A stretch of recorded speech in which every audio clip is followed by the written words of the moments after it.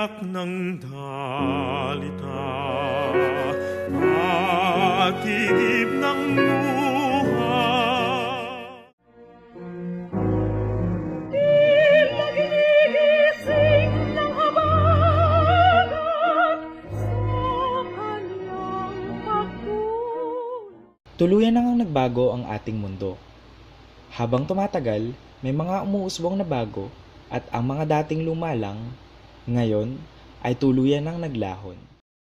Maihahalin tulad natin ang obserbasyong ito sa sining ng ating bansa. Sa panahon ngayon, kakaunti na lamang ang ating kaalaman sa mga orihinal na sining ng ating bayan. Ang mga sinuunang bahay sayawan na tinatawag na kabaret ay tuluyan ng pinalitan ng mga modernong nightclubs. Karamihan sa mga orihinal na instrumentong musikal ay mayroon ng elektronikong bersyon na tila bagas successors ng mga ito. Ang painting ay unti-unti nang pinapalitan ng photography.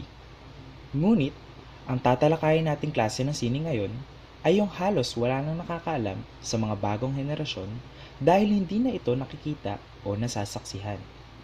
Ang sining ng Zarzuela.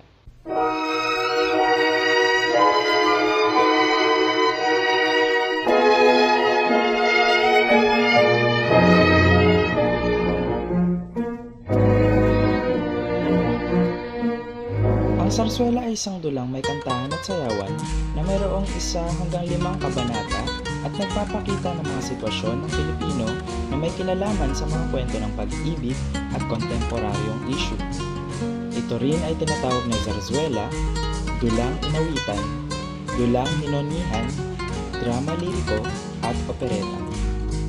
Ang Zarzuela ay dumating sa Maynila noong 1879 na may pagtatanghal na Jugar con Fuego o Play with Fire sa Ingles na pinamunuan ni Dario de Cespedes at kanyang grupo. Sa mga sumunod na taon, marami pang mga grupo ang dumating sa bansa na nagdulot ng inspirasyon sa mga Pilipino upang gumawa ng sarili nilang orihinal na Zarzuela sa wikang Tagalog. Kung pangalan, Tuwing nababanggit mo ang kurang Pampango,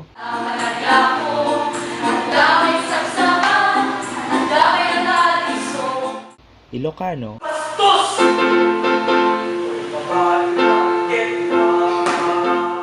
Cebuano,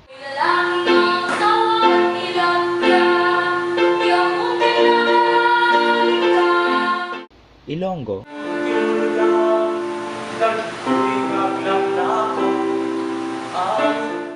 at Waray.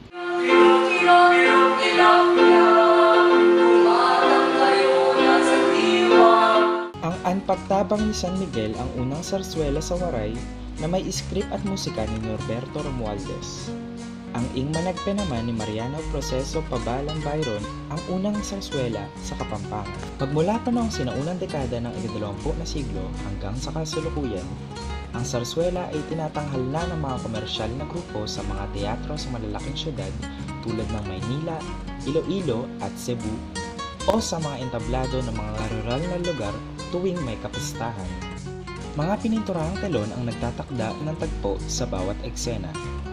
Nakikilala naman ang bida at kontrabida sa pamamagitan ng kanilang pag-arte at pananamit.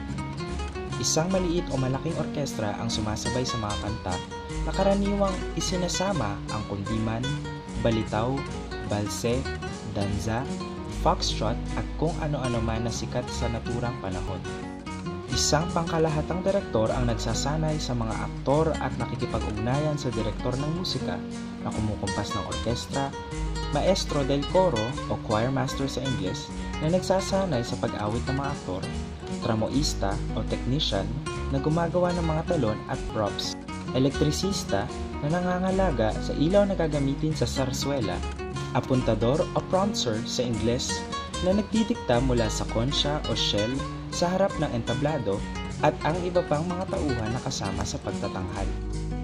Ang Zarzuela ay maaaring maglarawan ng mga tema ng pagmamahal sa bayan sa panahon ng Rebolusyon tulad ng Walang Sugat noong 1902 ni Severino Reyes, panlilibak sa mga kahinaan ng pagkatao ng mga Pilipino tulad ng paglipas ng Pilim noong 1920, pagtuligsa sa mga baluktot na gawain tulad ng mataas na interes sa pangutang sa bunganga ng pating noong 1921 at paglalahad ng isang nakawiwiling kwento ng pag-ibig gaya ng Anak ng Dagat noong 1921 at Dalagang Bukid noong 1919. Para sa iyong dagdag kaalaman, ang zarzuela ay matatagpuan sa mga bansang sinakop ng Espanya tulad ng Pilipinas, Mexico at iba pa.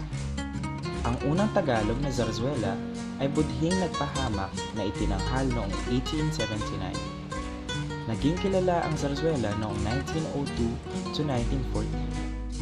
Mula noong 1940, nawala ang popularidad nito dahil sa vaudeville o vaudeville sa Tagalog at mga sinehang walang tunog o silent films sa Ingles.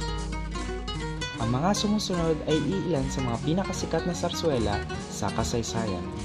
Walang Sugat ni Severino Reyes na kilala rin bilang Lola Basyang, Paglipas ng Dilim ni Precioso Palma at Leon Ignacio, Dalagang Bukid ni Hermogenes Ilagay, at Pag-ibig sa Tinubuang Lupa ni Pascual Poblete.